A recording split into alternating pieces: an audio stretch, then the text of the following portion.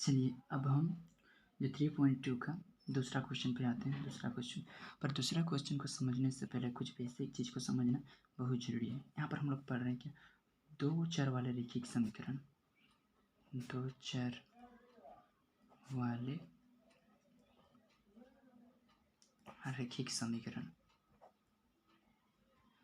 चर वाले रैखिक समीकरण को डिटेल्स में मैं पहले वाला जो वीडियो होता है उसी में बहुत बढ़िया तरीक़ा से समझा दिया हूँ। इसको समझाने वाला कोई चीज़ नहीं है। नाम से पता चल रहा है दो चर, यहाँ पर चरों की संख्या 2 आएगा और रैखिक मतलब इसका घात 1 रहेगा। जैसे कि एक क्वेश्चन हम कुछ भी ले सकते हैं, जैसे कि यही बना लेते हैं 5x माइनस 4y प्लस 8 बराबर 0। समीकरण जब इतना दूर कोई रहता है तो वो व्यंजक के रूप में आता है, जब बराबर के बाद 0 लग जाता है तो वो समीकरण के रूप में आ जाता है, इसी को ही समीकरण बोला जाता है। और इसमें चर 2 है। चर का मतलब होता है जो बदलने वाला, बदल सकता है। वहाँ पर यहाँ पर x और y दो चर हैं, इसलिए दो चर वाले रैखिक, क्योंकि इस दोनों चर का घात 1 है इसलिए रैखिक। और ये समीकरण, इसी को कहते हैं दो चर वाले रैखिक समीकरण। इसमें समझने वाली बात ये होता है प्रत्येक चर का कोई ना कोई गुणांक होता है, प्रत्येक चर का कोई ना कोई गुणांक होता है। यहाँ पर x का गुणांक क्या है, x का गुणांक है 5, y का गुणांक है -4 और अचर पद, जिसका अचर पद भी है, अचर पद का गुणांक कुछ नहीं है। चरों का अपना अपना गुणांक होता है और एक अचर पद होता है। जैसे कि x का गुणांक है 5, y के गुणांक है -4 और ये क्या है, ये अचर पद है। तो गुणांक कोई भी हो सकता है, हमको ये नहीं पता कि गुणांक क्या होगा, तब इस स्थिति में हम इसको इस प्रकार से लिख सकते हैं। x का गुणांक को हम x y z दिखा ABCD का ही ये सब को लिए हैं, लेकिन को तो नहीं ले सकते, इसलिए हम यहाँ पर लास्ट तरफ से है तो फर्स्ट तरफ से ले लेते हैं। जैसे कि x, यहाँ पर भी कोई भी संख्या आ सकता है, इसलिए ax माइनस चाहे प्लस कोई भी हो by प्लस अचर पद को हम c ले लेते हैं, नहीं इसको हम c ले लेते हैं बराबर 0। इस एक समीकरण के रूप में इसको मान लेते हैं। तो इस पार्ट में दो चर वाला रैखिक समीकरण में अभी जो हम लोग टाइप पढ़ रहे हैं वो दो चर वाला रैखिक समीकरण युग्म पढ़ रहे हैं। युग्म का मतलब होता है जोड़ा, समीकरणों का दो जोड़ा आएगा। जब एक इसी प्रकार का एक और समीकरण आएगा तो उसे भी हम ax plus by plus c ऐसा तो नहीं कह सकते, क्योंकि क्या सेम टू सेम समीकरण रहेगा, नहीं रहेगा, उसका गुणांक कुछ ना कुछ अलग रहेगा। इसीलिए पहले वाला समीकरण का गुणांक को हम गुणांक सबको हम एक नाम दे सकते हैं। दूसरा वाला समीकरण का जो गुणांक है उसको हम दूसरा समीकरण का है, इसलिए 2 मान दे सकते हैं। ये होता है समीकरण का गुणांक को हम लोग समझ लिए। अब यहाँ पर जो समझने वाली बात यह है कि इन समीकरणों में हल निकालने के बहुत सारा जो विधि होता है। इन समीकरणों में जो दो प्रकार के समीकरण, दो इस समीकरण का युग्म आएंगे, उन दोनों समीकरण युग्म से हमको हल निकालने के लिए कहा जाएगा, समीकरण का हल। और जो हल होता है हम लोग जानते हैं, या तो मैं पहले ही बता चुका हूँ, या तो यह अद्वितीय हल होगा, अद्वितीय हल, या तो होगा अनेक हल, अपरिमित रूप से अनेक हल, या फिर होगा कोई हल नहीं। कोई हल नहीं मतलब उसका कोई हल हो ही नहीं सकता। ये तीन ही कंडीशन आ सकता है दोनों समीकरण युग्म का, अगर जब हम हल को प्राप्त करेंगे। अद्वितीय हल कब होगा, ये अनुपातों की तुलना, जो अनुपात है जो गुणांक है, गुणांकों के अनुपात का तुलना करके, जो गुणांक है उनके अनुपात के रूप में लिखेंगे, उस तुलना करके हम ज्ञात कर सकते हैं कि जो दोनों समीकरण का हल है वो एक हल है, बहुत सारा हल है, कि कोई हल नहीं है। तो कैसे, अद्वितीय हल को ही बोला जाता है। अद्वितीय हल मतलब क्या, अद्वितीय, इसका द्वितीय नहीं है, मतलब दूसरा और नहीं, एक ठो। अद्वितीय मतलब सिर्फ एक हल होता है। मतलब ये प्रतिच्छेद करती हुई रेखा के नाम से जानता हूँ, क्योंकि हम ग्राफ में क्या करते हैं, एक दूसरे को सिर्फ इस तरह से प्रतिच्छेद करती है। ठीक है। अपरिमित रूप से अनेक हल कहने का मतलब है अपरिमित रूप से अनेक हल। हम जानते हैं कि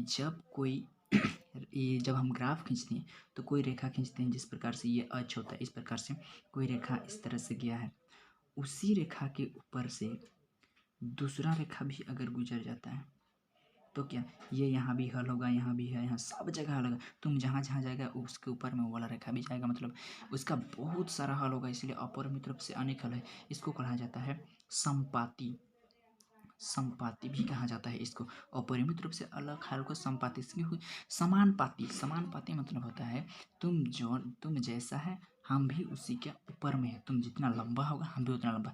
यहाँ पर अगर 2 3 हो रहा है तो हम मेरा भी 2 3 है, तुम्हारा अगर 4 5 है मेरा भी 4 5, मतलब इसका बहुत सारा हल होता है। इसीलिए ये अपरिमित रूप से अनेक हल कहा जाता है। और इसमें अद्वितीय हल क्यों कहा जाता है? क्योंकि यह देखो ये जो भी हम लोग ग्राफ खींचेंगे उसमें ये पहला समीकरण से खींचा हुआ ग्राफ और दूसरा समीकरण से खींचा हुआ ग्राफ एक दूसरे को सिर्फ एक ही बिंदु पर प्रतिच्छेद करता है। लेकिन ये तो हर एक जगह पर एक दूसरे को प्रतिच्छेद नहीं, लेकिन पाती तो है, संपाती, मतलब उसके ऊपर ऊपर तो जा रहा है, मतलब जो हल तेरा है वो हल मेरा है। तो इसलिए इसका अपरिमित रूप से अनेक हल होता है। एक होता है कोई हल नहीं। ये ग्राफ कैसे बनता है? देखो पहला समीकरण 2 समीकरण युग्म आएगा। पहला समीकरण से जब हम ग्राफ खींचेंगे इस प्रकार से, और दूसरा समीकरण से जब ग्राफ खींचेंगे ना, वो दोनों एक दूसरे के समांतर होता है। तो समांतर में से ही हमको पता चलता है क्या ट्रेन का पटरी, सीढ़ी क्या कभी एक दूसरे को कहीं पर प्रतिच्छेद करती हैं? ये रेखा हम ट्रेन का पटरी सीधा इतना रहता है कि क्या कहीं पर भी वो एक दूसरे को प्रतिच्छेद करती है? नहीं, क्योंकि वो समांतर होती है। इस प्रकार से ये दोनों रेखाएं चाहे हम कितनों भी आगे तक बढ़ाएं, चाहे कितनों भी आगे तक बढ़ाएं, वो एक दूसरे को प्रतिच्छेद नहीं करेगी। तो अगर एक दूसरे को प्रतिच्छेद नहीं करेगी या फिर एक दूसरे के ऊपर से होकर नहीं गुजरेगी, छुएगी नहीं, तो क्या हम कोई हल इसको कह सकते हैं? नहीं। इसलिए इसका कोई हल नहीं। एक मतलब पर रेखा क्या है? यहाँ पर रेखाएं, यहाँ पर संपत्ति है और यहाँ पर रेखा क्या है? समांतर है। इस चीज़ को समझ लीजिए, याद नहीं करना है ये सबको। अद्वितीय हल सिर्फ एक ही हल होगा। अद्वितीय हल मतलब सिर्फ एक हल। और एक हल कब होगा? जब दोनों रेखा दोनों ग्राफ क्या होगा? एक दूसरे को सिर्फ एक बिंदु पर प्रतिच्छेद करती होगा, उसको एक अद्वितीय हल मतलब क्या? प्रतिच्छेद करती हुई रेखा। अपरिमित रूप से अनेक हल मतलब क्या? एक की रेखा के ऊपर एक, तभी ना अपरिमित रूप से अनेक हल होगा। तेरा हल मेरा हल, तेरा हल मेरा हल, अपरिमित रूप से अनेक हल। इसी को संपाती बोला जाता है। और कोई हल नहीं मतलब समांतर। जब समांतर होगा तो क्या एक दूसरे को, कभी ट्रेन का पट्टी क्या कभी एक दूसरे का प्रतिशत करती है या फिर छूती है? नहीं। तो इसका कोई हल नहीं। समझेंगे इसको? अनुपात, गुणांक, सबसे जो गुणांक है, गुणांकों को अनुपात में तुलना करके, गुणांक को अनुपात में तुलना करके भी हम लोग इसको ज्ञात कर सकते हैं। हर एक बार हम कोई समीकरण दिया है तो उसका ग्राफ नहीं खींचेंगे, ठीक है?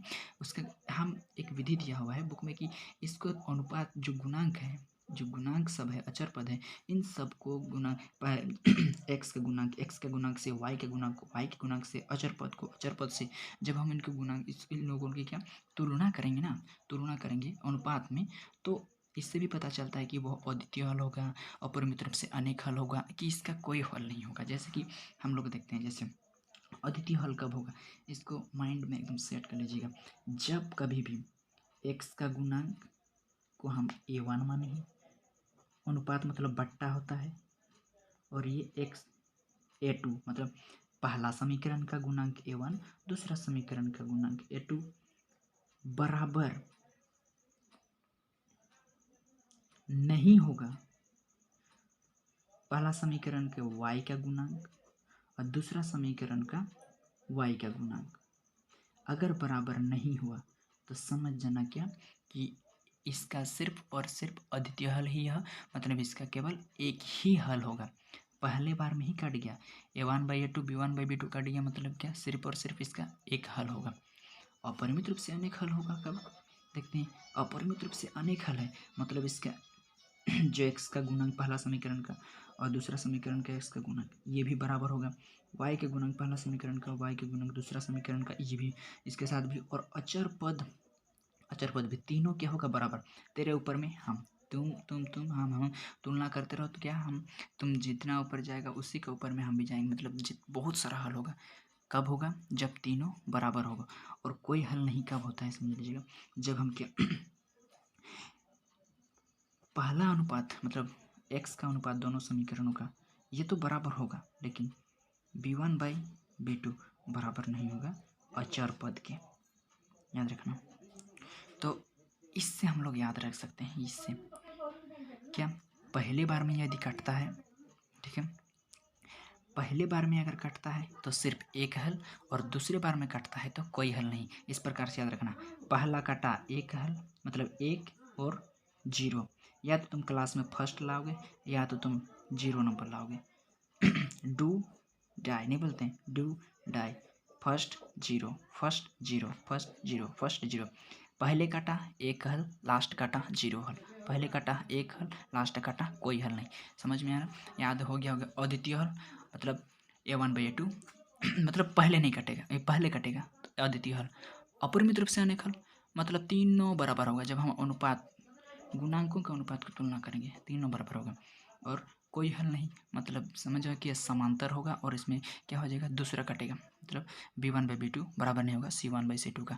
पहला काटा एक हल, दूसरा काटा कोई हल नहीं, पहला काटा एक हल, दूसरा काटा कोई हल नहीं। और अगर तीन कोई नहीं काटा मतलब अपरिमित रूप से अनेक हल। आया समझ में आ रहा होगा। ये कॉन्सेप्ट को समझने में थोड़ा सा टाइम लगा दी, लेकिन आप कभी भूलेंगे नहीं। अब हम लोग क्वेश्चन को सॉल्व करते हैं। देखिए दूसरा क्वेश्चन क्या बोलता है, देखिए अनुपातों A1/A2, B1/B2 और C1/C2 जो ये सब क्या है, ये सब गुणांक है। दो समीकरण जो भी दिया है उन लोगों का, इसकी तुलना करके ज्ञात कीजिए। क्या तुलना करना है, इस तरह से ज्ञात कीजिए कि निम्नलिखित समीकरण के युग्म द्वारा निरूपित रेखाएं, जो रेखा बनेगा एक बिंदु पर प्रतिच्छेद करती है, संपाती है या समांतर है। एक बिंदु पर प्रतिशत करती है, हम इसका तुलना करेंगे। एक बिंदु पर प्रतिशत करती है, अगर हमको पहले बार में कट गया तो समझ जाएंगे कि यह प्रतिशत करती है। समपाती है मतलब क्या, समानुपाती, तेरे ऊपर हम एकदम क्या रहेगा अपरिमित रूप से अनेक हल है। तो क्या अगर इसको तुलना करेंगे, अगर बराबर आ जाता है तो अपरिमित रूप से अनेक हल है। और समांतर, इस सब को तुलना करके देखेंगे। अगर पहले नहीं कटा तो ठीक है, दूसरा बार में अगर कट गया तो मतलब समझ जाएंगे क्या यह समांतर है और इसका कोई हल नहीं है। चलो फर्स्ट क्वेश्चन हम लोग लेकर के देखते हैं। ठीक है, तो दूसरा क्वेश्चन को दिया, जो दूसरा क्वेश्चन है उसका पहला जो क्वेश्चन हम लोग को दिए, दो समीकरण दिया हुआ है 5x - 4y + 8 = 0 और दूसरा समीकरण है 7x + 6y - 9 = 0। ये दो समीकरण दिया हुआ है, तो हम यहीं से इसका हल करना शुरू करते हैं और इसको मान लेते हैं क्या, समीकरण 1। ऐसे ही नहीं मानने से भी थोड़ी नहीं कुछ होगा, तो भी हम मान लेते हैं, इसको मान लेते हैं समीकरण 2। अब यहाँ पर क्या मिलेगा हमको, देखो सभी में गुणांक है, गुणांक को तो लिखना ही पड़ेगा क्योंकि यह पहला समीकरण का है, इसीलिए A1 बराबर मेरा क्या निकलेगा, A1 मतलब क्या, x का गुणांक। पहला समीकरण के x का गुणांक है कितना, 5। B1 कितना है, B1 है -4 और C1 कितना है, तो C1 है मेरा 8। समझ में आ गया कैसे है, क्योंकि अचर पद पहला समीकरण का इसलिए C1 और y के गुणांक को क्या, y के गुणांक -4 है मतलब b मानते हैं y के गुणांक को, x के गुणांक को a मानते हैं। दूसरा समीकरण में भी वैसे ही क्या है, A2 बराबर है कितना, 7। B2 2 क्यों लिख रहे हैं, क्योंकि दूसरा समीकरण का है। B2 है प्लस में 6 और C2 है माइनस में 9। एक बात याद रखिए, कोई भी संख्या आता है वो बिना मार्क का नहीं आता है, या तो प्लस होगा नहीं तो माइनस होता है।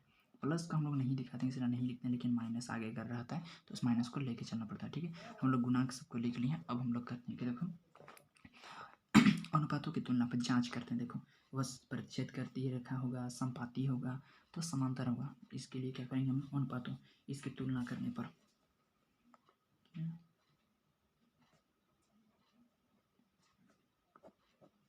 अनुपातों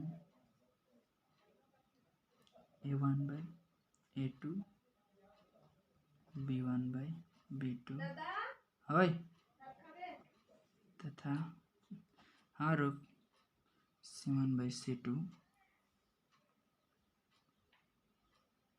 की तुलना करने पर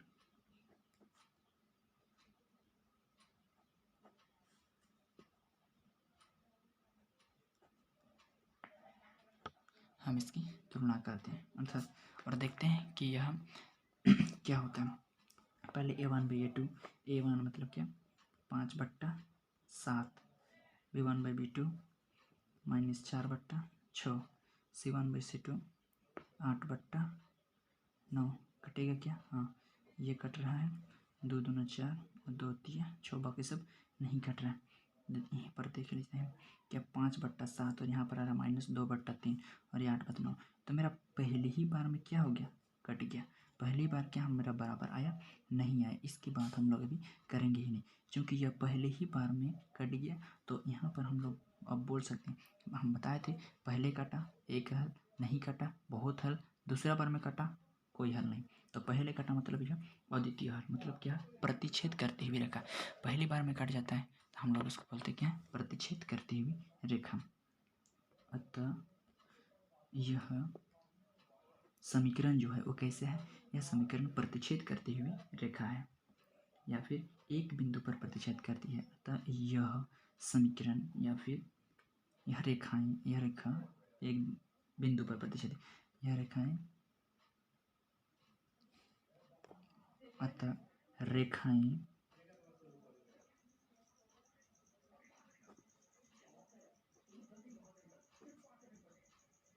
एक बिंदु पर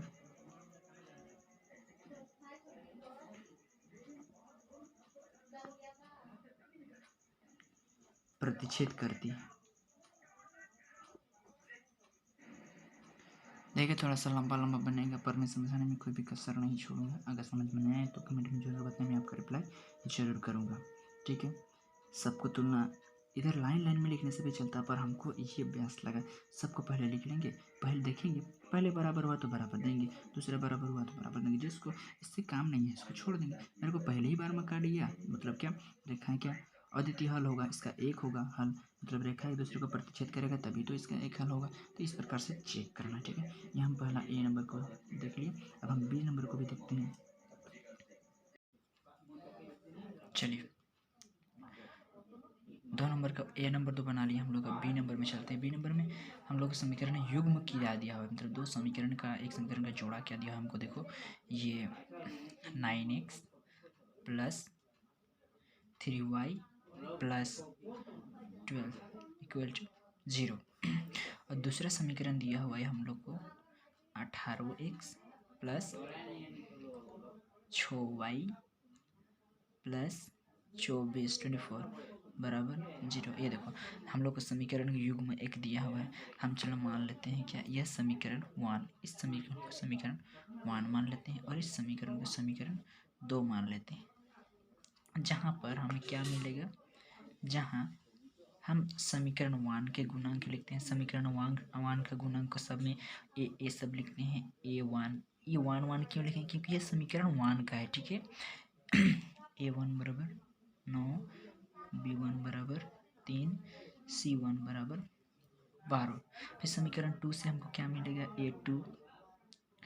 a2 बराबर 18, b2 बराबर 6, c2 बराबर 24। ठीक है, अभी हमको गुणांक मिल गया। गुणांक मिलने के बाद हम क्या, अनुपात को तुलना करेंगे कि तुलना कर पर फिर वही लिखेंगे, अनुपातों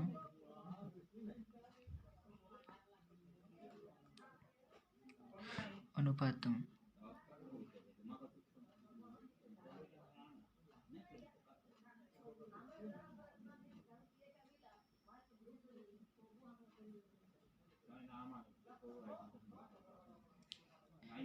a1 bye a2 b1 bye b2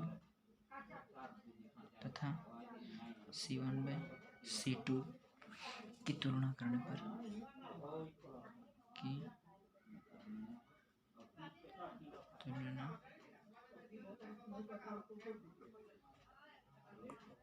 तुलना करने पर हम इसकी तुलना करेंगे।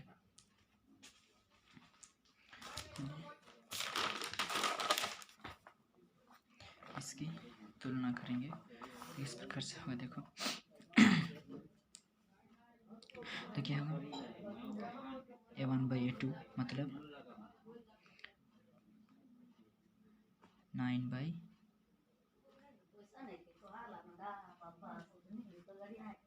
18, 3 बाई 6 और 12 बाई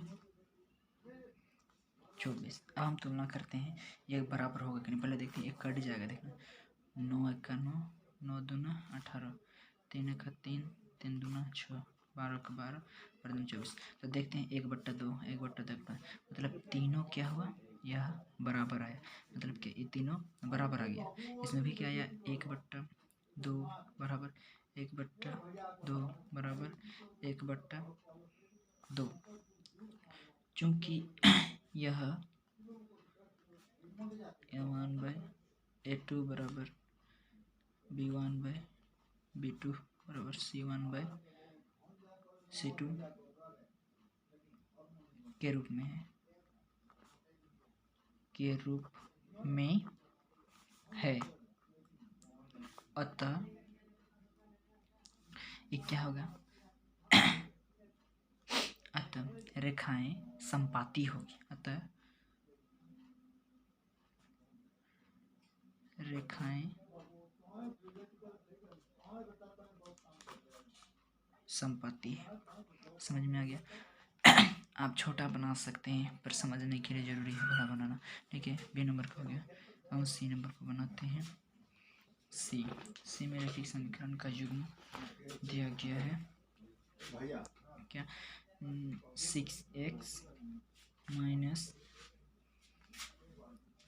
3y प्लस 10 बराबर 0। एक दूसरा समीकरण दिया गया है 2x माइनस y प्लस 9 बराबर 0। इसमें भी उस प्रकार से ये समीकरण युग्म मिल गया है। इसको नाम देते हैं समीकरण 1, इसको नाम देते हैं समीकरण 2। अनुपात, क्योंकि समीकरण 1 से हमको A1 मिलेगा 6, B1 मिलेगा माइनस 3, C1 मिला है 10। ये जहाँ पर लिख लेते हैं जहाँ, और A2 मिला है 2, B2 इसका गुणांक y के गुणांक, दूसरे समीकरण का y के गुणांक, देख y के गुणांक कुछ भी नहीं है, मतलब कोई क्या है, एक है, कुछ नहीं रहता है, इसका मतलब एक रहता है, तो 1 माइनस 1 और C2 बराबर 9। फिर से वही करेंगे, तुलना करेंगे इसकी।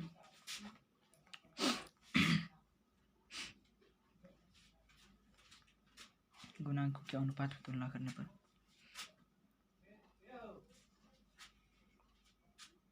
अनुपातों की तुलना करने पर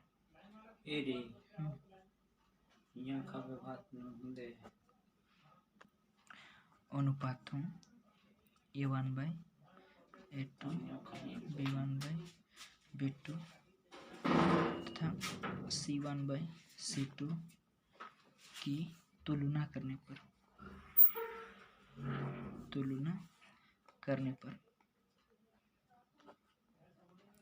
यह सब लिखना जरूरी नहीं है, ऐसा नहीं समझेगा, क्योंकि इससे किसी को देख के नहीं है ऐसा कि कोई आपका कॉपी देखे तो उसको पूरी समझ में आ जाए कि क्या क्या है। ऐसा नहीं कि आपको बताना पड़े, इसलिए थोड़ा सा लंबा होगा। कहते हैं ना, long cut is always better than shortcut. अब शॉर्टकट के चक्कर में नहीं रहिएगा। हम तुलना करते हैं तो हम लोग को मिलेगा क्या, इस रूप में तुलना करेंगे, बराबर पहले ही नहीं देंगे तो एक होगा क्या 6/2, एक है माइनस 3/-1 और एक है 10/9। यहाँ से ये खत्म, ये खत्म, माइनस माइनस कैंसिल और 2 1 का 2, 2 तिया 6। और यहाँ से तीसरा को देखना नहीं है। देखो हम लोग को मिल गया क्या, यहाँ पर 3 मिला और इधर भी 3 मिला, 3/1 3/1 जो क्या है बराबर हुआ ना, 3/1 3/1, इधर भी 3/1 और इधर भी 3/1, तो ये क्या है बराबर है कि नहीं, बराबर है। इस यहाँ पर कोई नहीं। अब दूसरा को देखते हैं, ये नहीं कटेगा, और ये देखो इधर में नहीं कटा तो 10/9 ही हुआ, जो इसके क्या है बराबर नहीं है। क्यों, क्या ये और ये दोनों बराबर है नहीं है।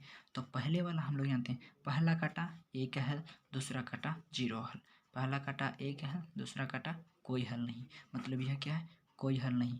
अतः रेखाएं कैसी होंगी इधर में लिख देते हैं, आप लोग नीचे लिखिएगा। अतः रेखाएं कैसे होगी, समांतर होगी, समांतर है। रेखाएं कैसा होगा, समांतर है। आप समझ गए होंगे। चलिए 2 नंबर का क्वेश्चन सब खत्म हो गया। अब हम लोग आगे क्वेश्चन 3 नंबर का तीसरा नंबर का क्वेश्चन को देखते हैं। चलिए अब हम तीसरा क्वेश्चन को शुरू करते हैं। तीसरा नंबर में क्वेश्चन क्या बोला, अनुपात। ये देखो गुणांक का अनुपात दिया है, तुलना करके, पहले तुलना करके दिया हुआ है, जैसे कि वहाँ पर हम लोग को तुलना करके देखना था, और संपाती था, समांतर था, कि प्रतिशत करते हुए रेखा था, यह चेक करना था हमको। इसमें क्या कह रहा है देखते हैं कि अनुपातों A1/A2 B1/B2 और C1/C2 की तुलना करके सेम टू सेम वहाँ का जैसे तुलना करने के लिए बोल रहा है। और ज्ञात कीजिए कि निम्नलिखित समीकरण के युग्म असंगत है या संगत। पहले तो जानना पड़ेगा ये संगत होता क्या है और असंगत क्या होता है। संगत,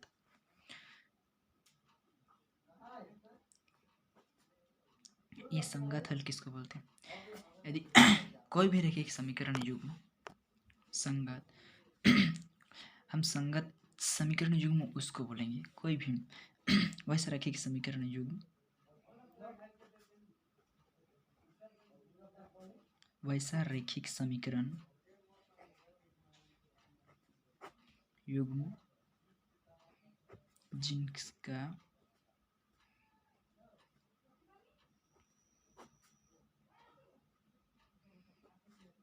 कोई ना कोई हल हो, उसे संगत समीकरण युग्म बोलते हैं। संगत युग्म कहते हैं।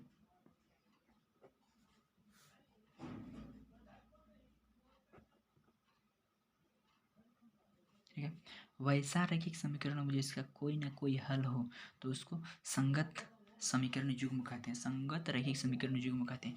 तो भाई हम लोग तो पढ़ चुके हैं कि या तो होता है कि अद्वितीय, अद्वितीय, या तो होता है संपाती, या तो होता है समांतर, समांतर। तो संगत कब होगा, अद्वितीय। अद्वितीय में हल मिल रहा है कि नहीं मिल रहा है, अद्वितीय में एक हल मिलता है, एक हल मिलता है ना, एक हल, क्योंकि यह एक दूसरे को एक बिंदु पर प्रतिच्छेद करती है तो इसका हमको एक हल मिलता है। संपाती, संपाती में क्या होता है हम लोग पढ़े हैं, एक के ऊपर एक, मतलब इसमें तो हल ही हल भरा हुआ है, हल ही हल भरा हुआ, इसमें बहुत सारा हल होता है। तो ये कैसा होगा, तो ये भी क्या होगा, संगत, ये भी संगत होगा। अब देखते हैं समांतर वाला में, समांतर में चेक करके देखते हैं तो इसमें क्या होता है, कोई भी हल नहीं होता है, लेकिन संगत का कंडीशन है, संगत वही रैखिक समीकरण युग्म होगा जिसका कोई ना कोई हल होगा। जो समीकरण युग्म समांतर होगा उसका तो कोई हल नहीं हो रहा है, इसका मतलब वह संगत नहीं होगा। तो हम लोग A1/A2 B1/B2 C1/C2 इसकी तुलना करके देखेंगे, और यदि मेरा समीकरण युग्म यानी कि तुलना करने पर देखेंगे अगर वह समांतर आता है तो इसका मतलब वह असंगत है, और यदि अद्वितीय हल मतलब प्रतिच्छेद करती हुई रेखा एक हल निकलता है या संपाती निकलता है तो वो क्या हो जाएगा, संगत होगा। अद्वितीय हल की स्थिति में संगत, और संपाती की स्थिति में संगत, और समांतर की स्थिति में असंगत। समझ में आ गया होगा। चलिए क्वेश्चन को हल करते हैं।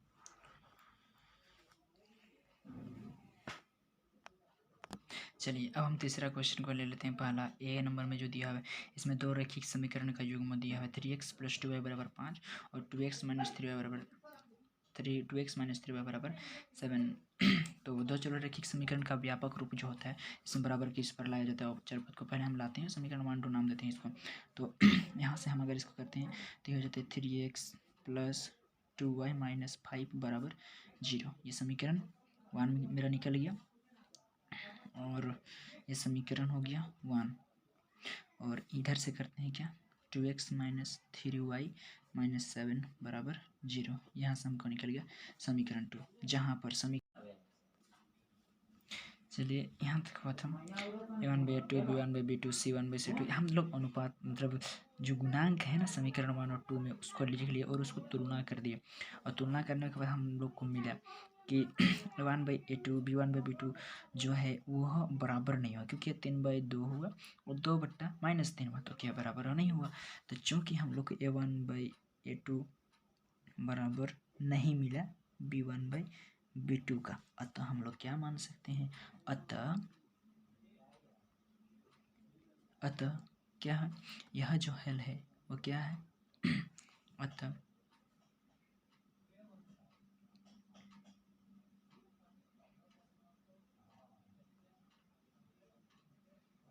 अतः जो रैखिक समीकरण युग्म है, अतः रैखिक समीकरण युग्म का क्या, यह अद्वितीय हल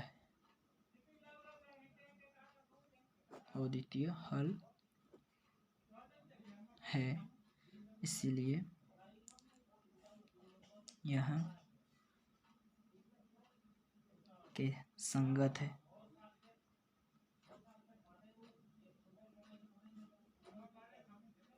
संगत है या असंगत, हम पहले अद्वितीय हल है, संपाती है या समांतर है, यह निश्चित करने के बाद ही पता कर पाएंगे कि संगत है कि असंगत है। असंगत एक ही कंडीशन में होता है और वह समांतर में। तो ठीक है, सेम टू सेम जैसे कि हम लोग दूसरे नंबर का क्वेश्चन को हल किए थे, उसी प्रकार से इसको भी हल करके यह ज्ञात किया जा सकता है। थोड़ा सा हम लोग चेंज करेंगे, इसमें ज़्यादा कुछ नहीं। ठीक है, चलो पहला नंबर हो गया। बी नंबर में हम लोग को जो क्वेश्चन दिया हो उसको ले लेते हैं। ठीक है, अब हम बी नंबर के क्वेश्चन को लेते हैं। 2x माइनस 3y बराबर 18, 4x माइनस 6y बराबर 9। इसको भी क्या करना है, सबसे पहले तो रैखिक समीकरण का जो व्यापक रूप होता है उस रूप में लाना होगा। मतलब यह 2x माइनस 3y माइनस 18 बराबर 0, यह समीकरण 1 मानना होगा इसको। और ये 4x माइनस 6y माइनस 9 बराबर 0, इसको मानना होगा समीकरण 2। फिर इसका A1 A2 क्या, A1 बराबर B1 बराबर C1 बराबर, फिर A2 बराबर C2 बराबर B2 बराबर और C2 बराबर, यहाँ से देख करके आप लिख सकते हैं।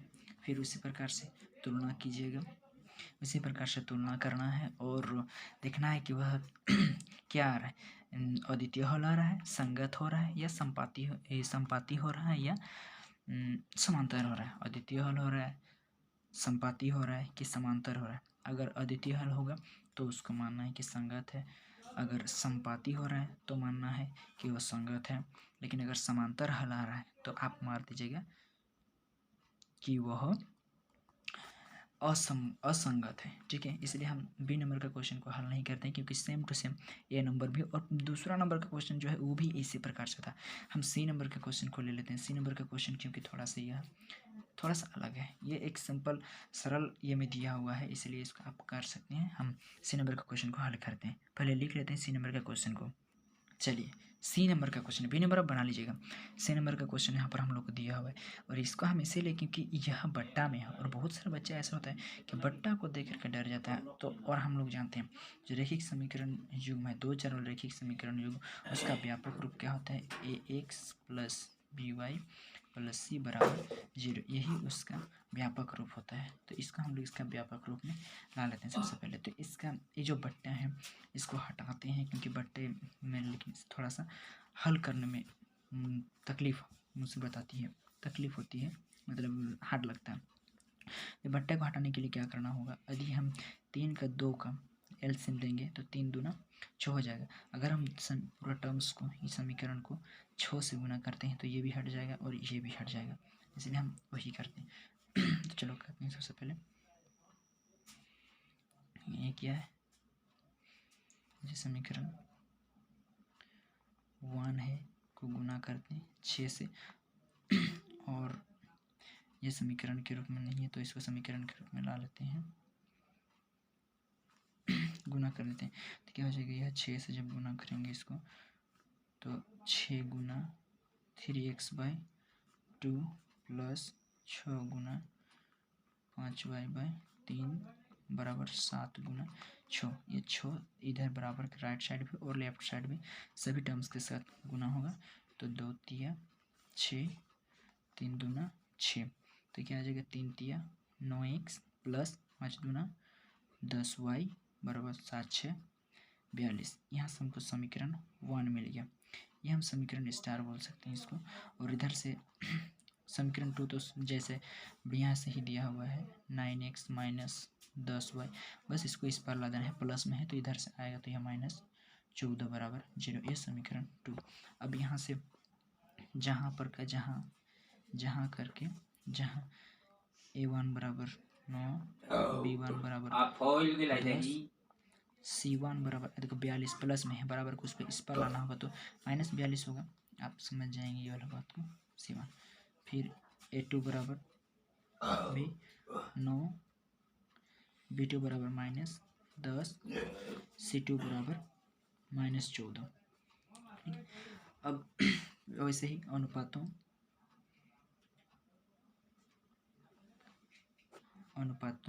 A1/A2, B1/B2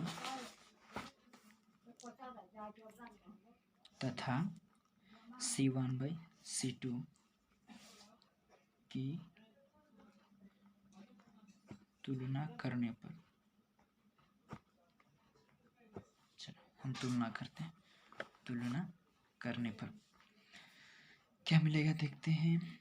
ये 9/9 इधर में मिलेगा 10/-10, इधर से -42/-14, ये माइनस कट गया, 14 का 14, 14 14 तिया 42, ये कट गया, ये 10 कट गया, 1/1, ये 9 कट गया, 1/1। तो यहाँ पर देखते हैं, यहाँ क्या मिला, यहाँ से मिला 1/1, यहाँ से मिला 1/ माइनस से, जो क्या हो बराबर नहीं हुआ। चूँकि यहाँ पर हम लोग क्या देखें कि A1/A2 बराबर नहीं है B1/B2 का, अतः क्या होगा यह, क्या होगा, अतः इस रैखिक समीकरण के युग में जो हो गया क्या है, संगत है। संगत मतलब क्या, अद्वितीय हल है ना, अतः यह रेखाएं अद्वितीय हल है, अतः यह अद्वितीय हल है, अद्वितीय हल है। और अद्वितीय हल की स्थिति में क्या होता है, अद्वितीय हल की स्थिति में संपाती होता है, अद्वितीय हल की स्थिति में संगत होता है, संगत है। समझ में ना, अद्वितीय हल मतलब एक हल है, पहले काटा एक हल, पहली बार में ही यहाँ काट गया ना तो एक हल, दूसरा बार में काटता तो इस समांतर होता। ठीक है, समझ में आ गया। ये C नंबर का क्वेश्चन। D नंबर का क्वेश्चन भी आप ही लोग बनाइएगा, क्योंकि D नंबर का क्वेश्चन भी आसान है। और E नंबर का क्वेश्चन में हम थोड़ा सा बना देते हैं, चलिए।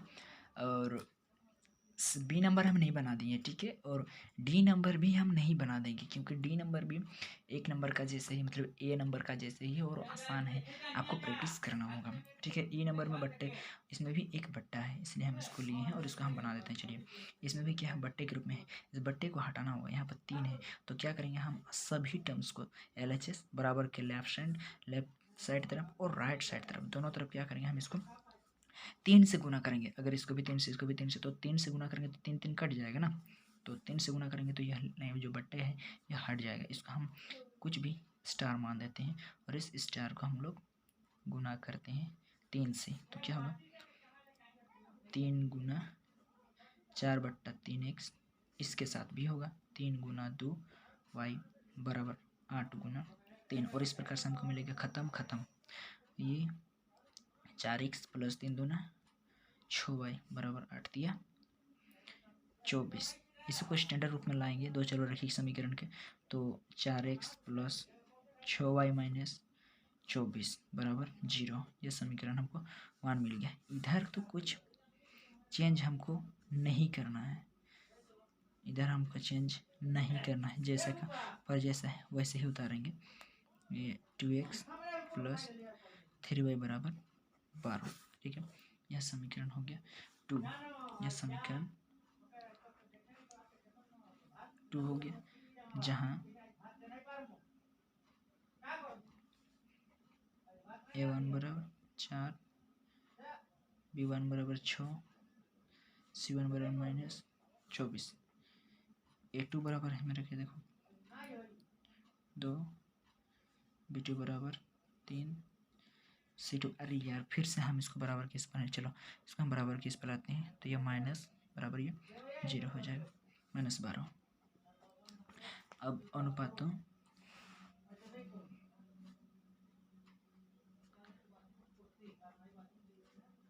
अनुपातों A1/A2, B1/B2 तथा C1/C2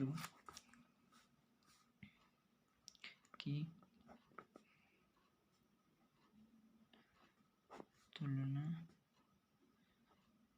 करने पर तुलना करेंगे इसको तो क्या मिलेगा हमको, देख लेते हैं इधर 4/2, 6/3 और -24/-12, माइनस माइनस खत्म, 12 एक 12, 12 दूना 24, 3 एक 3, 3 दूना 6, 2 एक 2, 2 दूना 4। देखें तो सब में 2 आया है, इसमें भी 2, इसमें भी 2, इसमें भी 2, अर्थात यह क्या है, तीनों बराबर है। अर्थात कहने का मतलब है,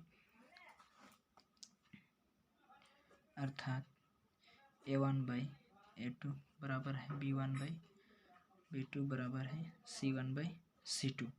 अतः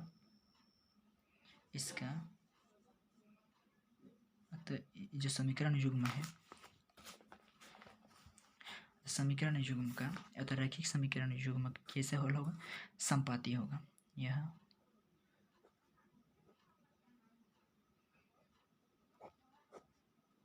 संपाती है, इसका हल संपाती है। संपाती मतलब एक रेखा के ऊपर दूसरी रेखा है और संपाती है तथा संपाती है, इसीलिए क्या है, यह इसका जो हल है यह